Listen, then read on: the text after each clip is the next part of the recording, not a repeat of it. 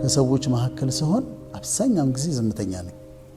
ዝም ብዬ ግን አዳምጣለሁ፣ ዝም ብዬ ግን እሰማለሁ። አሁን በጣም ደስተኛ ሰው ነኝ፣ ምክንያቱም ደስ የሚለኝን ነገር እያደረኩኝ ስለሆነ። ፓሽኔ ምንድነው ብሎ መጠየቅ በጣም ውስጤን ደስ የሚያሰኘው። ነጋዴ መሆን የነበረበት ሰው ቄስ ከሆነ፣ ነጋዴ መሆን የነበረበት ሰው ፓስተር ከሆነ እሱም ይሰቃያል፣ ያጠፋል። ለዛ ተፈጥረዋል።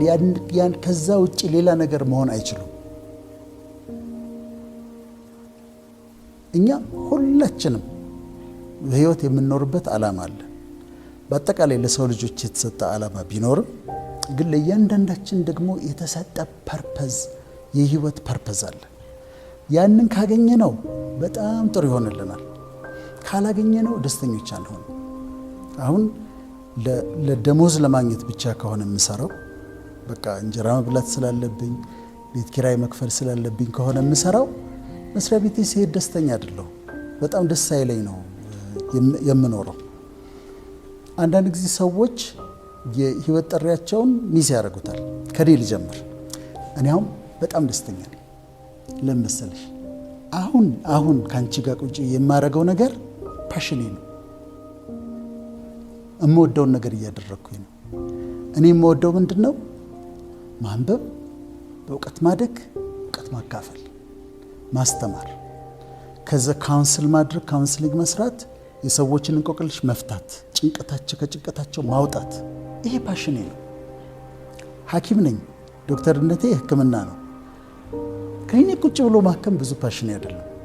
ለዚህ ነው በፐብሊክ ሄልዝም ስፔሻላይዝ ያደረኩት፣ ህብረተሰብ ጤና ስፔሻላይዝ ያደረኩት።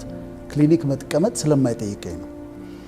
ክሊኒክ ተቀምጬ ከማከም ይልቅ ህዝብን ሳስተምር ደስ ይለኛል። ህዝብ የሆነ እውቀት አግኝቶ ደስ ሲለው በጣም ደስ ይለኛል።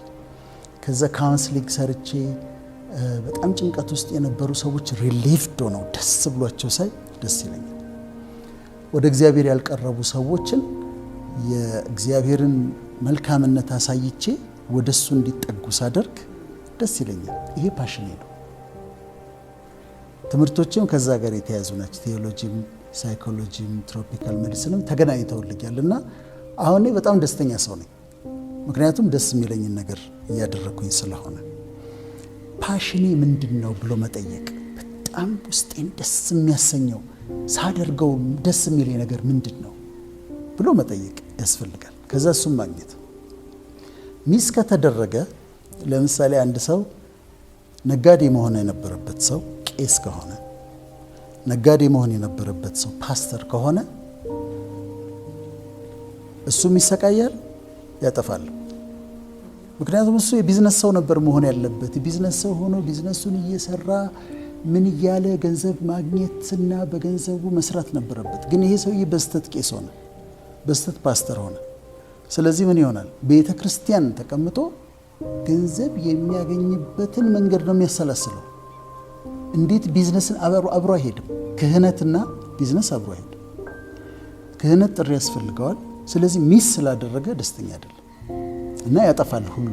ያ ውስጡ ያለው የቢዝነስ ማንነት፣ የቢዝነስ ፓሽን ስለሚያስቸግረው ጥፋቶች ሊያጠፋ፣ አንዳንድ ነገሮች ሊያደርግ ይችላል ገንዘብ ለማግኘት። ልክ እንደዚሁ አርቲስት መሆን ያለበት ሰው ወታደር ከሆነ ወታደር ሆኖ አርቲስት መሆን የነበረበት ሰው ነው። ወንዲያውም ከሬጁ የለውም።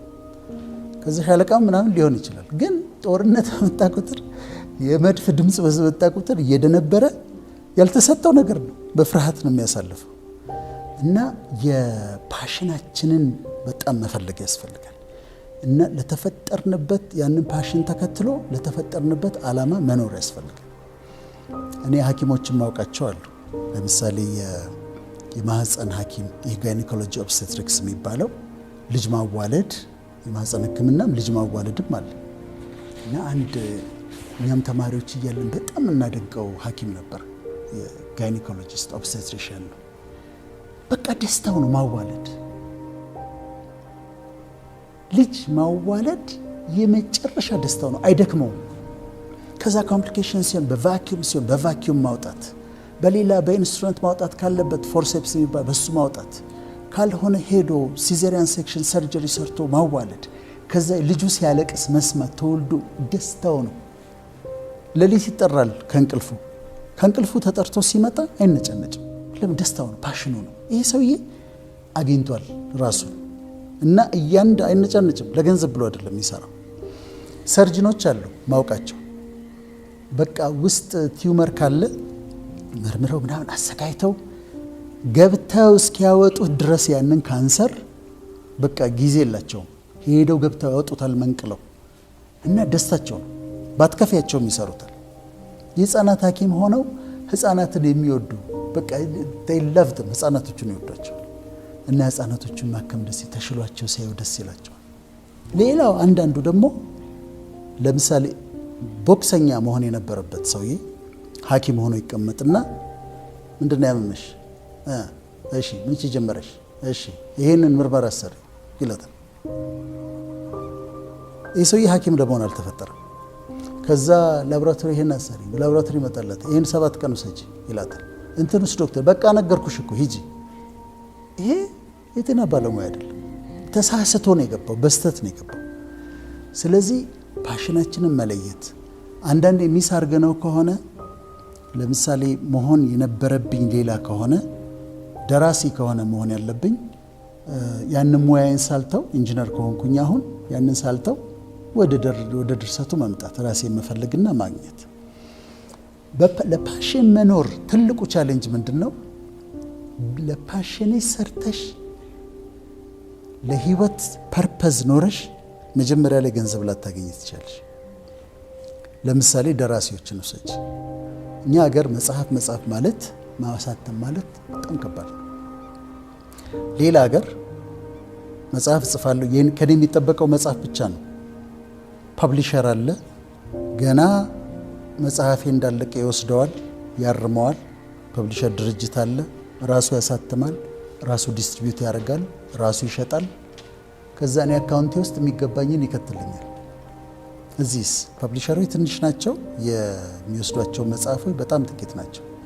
ራስሽ ትጽፊያለሽ፣ ተበድረሽ ታሳትሚያለሽ፣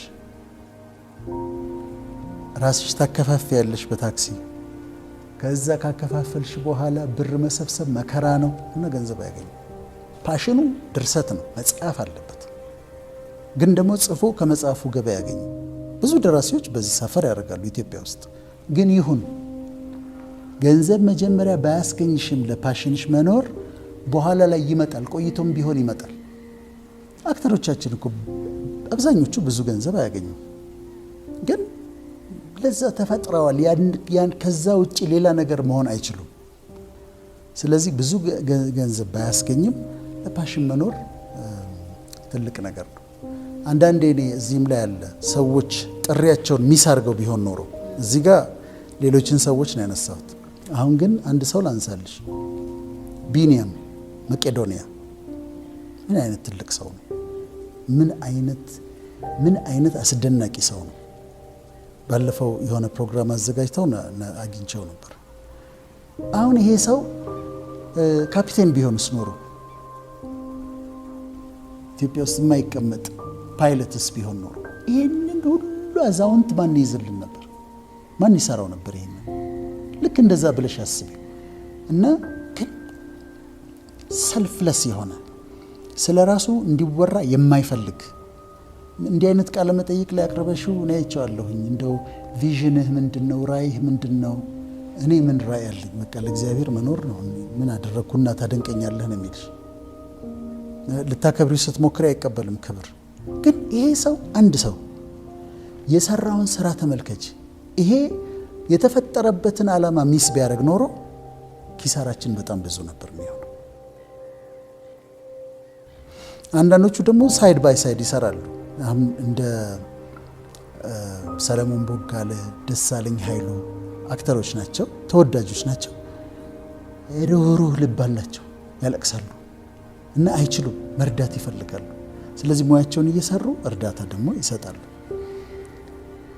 ፓሽን አንዳንዴ መልቲፕል ሊሆን ይችላል፣ አንድ ብቻ ላይሆን ይችላል። 2-3 ጊፍት ሊሰጥሽ ይችላል። ምሳሌ ልንገርሽ። የአርቲስት አበበ ባልቻ ሂዝ ሎየር ሰማለሁ። በጣም በጣም ጎበዝ የህግ ሰው እንደሆነ በጣም ጎበዝ ሎየር እንደሆነ ሰማለሁ። ግን ደግሞ በጣም ጎበዝ አርቲስት ነው እና ሁለቱም ፓሽኖቹ ይመስሉኛል። በሁለቱም ጥሩ ስም አለው። በጣም የተደነቀ ሰው ነው። በህግም በአክቲንጉም እኔ በጣም የምገረምበት ሰው ነው። ስለዚህ መልቲፕል ፓሽኖች ካሉን ደግሞ ሁለቱን ወይ ሶስቱን አብረን የምናስኬድበትን መንገድ መፈለግ። ዋናው ነገር ግን ውስጥ ያሉት ጊፍቶች ምንድን ናቸው? እኔ እዚህ ምድር ላይ ያለሁት ለምንድን ነው? አጭር ነው እድሜ። ለምንድን ነው የመጣሁት? አንዳንድ ሰው ፖለቲሻን ለመሆን የተፈጠረ አለ። ታውቂዋለሽ፣ ሲናገር ታውቂዋለሽ እና ስም እንዳልጠራ ነው እንጂ በቃ ሲያወሩ ታውቂያቸዋለሽ። ቦርን ፖለቲሽያንስ ናቸው። ማይንዳቸው የዛ ነው። ሌላው ደግሞ ፖለቲሻን ለመሆን አይደለም ጥሪው፣ ግን ገብቷል ፖለቲካ ውስጥ። ስለዚህ ስራው ምን ይሆናል? መቃወም ብቻ። ምንም ይባል መቃወም፣ ያኛው ይባል መቃወም፣ ይሄ ይባል። ለምን? የራሱ አይዲያ ኦሪጂናል አይዲያ የለውም። እና ትለያቸዋለሽ። ይሄ ፖለቲሻን ነው፣ ይሄ ዝም ብሎ ነው የገባው ብለሽ መለየት ትችላለሽ። እና የሰው ልጅ በጣም ደስተኛ ለመሆን ራሱን ከተቀበለ በኋላ ለህይወት ዓላማ መኖር፣ ለህይወት ጥሪ መኖር። እዚህ ምድር ላይ የምኖራቸው አመታቶች አሉ። በእነዚህ አመታቶች ምን አድርጌባቸው ልለፍ? ምን ሰርቼባቸው ልለፍ? ምን አድርጌ ልለፍ? ኑሮ አንዳንድ የሚያስገድደን ጊዜ አለ፣ ፋይናንስ የሚያስገድደን ጊዜ አለ። ግን በጣም የምንደሰትበትን በሃይሊ ኢፌክቲቭ የምንሆንበትን። አሁን እዚህ ካሜራዎች አሉ አይደለም? ወንድሞቻችን ያነሳሉ። ካሜራማን መሆን የህይወታቸው ፓሽን የሆነ በጣም የሚወዱት ሰዎች አሉ። they will die for it። ጦር ሜዳ ሄደው ይቀርጻሉ። ሌላ ስራ ስሩ ብትያቸው አይፈልጉም። በቃ እነሱ ያ ነው ኢንጆይ የሚያደርጉት። ፎቶግራፈርስ አሉ ኢንጆይ የሚያደርጉት እሱ ነው። እና ፓሽናቸውን፣ ታለንታቸውን፣ ጥሪያቸውን ይሰራሉ። በዛ ደግሞ ስራቸው ትልቅ ነገር ይሰራሉ። ጋዜጠኞች አሉ። የኢትዮጵያን ተደብቆ የነበረ ረሃብ፣ የ77ቱን ረሃብ፣ ትልቅ ረሃብ ያጋለጠ ጋዜጠኛ ነው። ካሜራማን ነው መጥቶ አንስቶ ሰርቶ። ስለዚህ ለህይወታችን ፓሽን ከኖርን ጠቅመን ተጠቅመን ደስ ብሎ ኖርን እናልፋለን።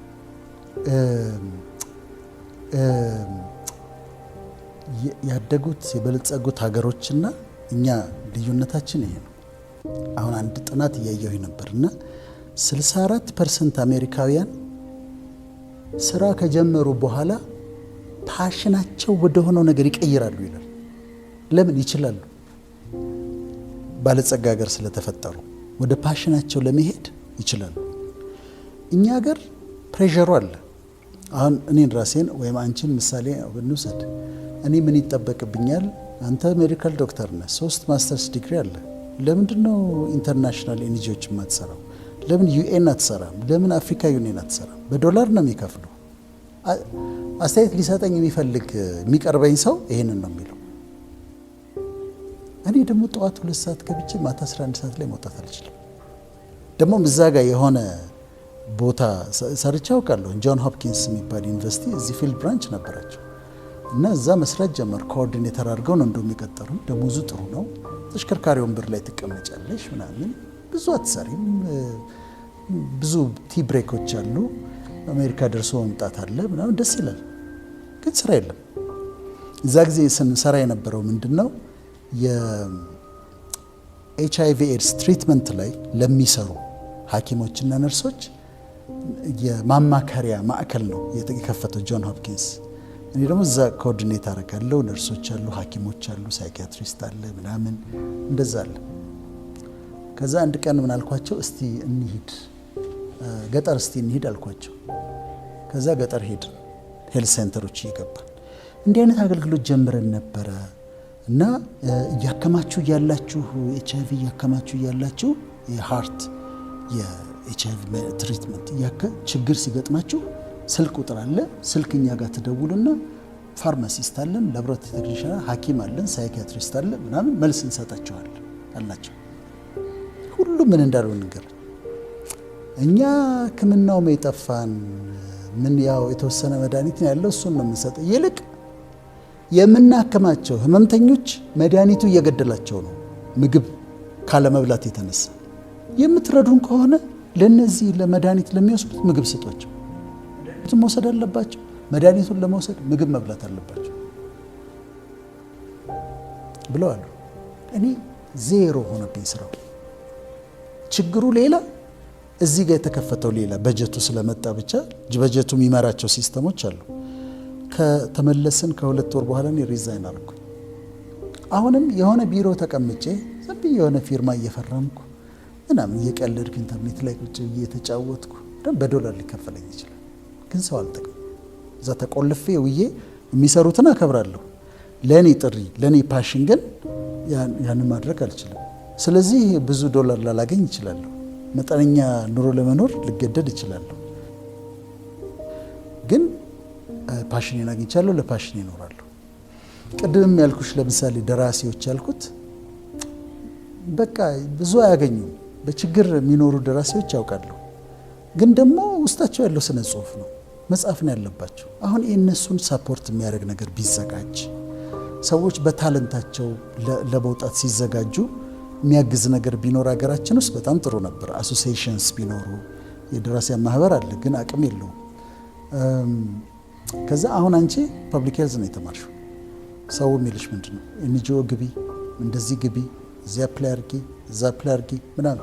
ውስጥሽ አንቺ ያለው አርት ቢሆንስ፣ ጋዜጠኝነት ቢሆንስ፣ የተለያየ ነገር ሊሆን ይችላል። የግድ ፐብሊክ ሄልዝ ስለተማርሽ የሆነ ኤንጂኦ ተቀጥረሽ መስራት አለብሽ ማለት አይደለም። ግን ያንን ቪዥንሽን ፐርሲው ስታደርጊ፣ በፓሽንሽ መንገድ ለመሄድ ስትፈልጊ ግን የሚያግዙሽ ሰዎች ያስፈልጋሉ። እና ኢትስ አንፎርቹኔት እኛ ሀገር ያለው ነገር ወደፊት ያው እየተሻሻለ ይመጣል ብዬ ተስፋ አደርጋለሁ።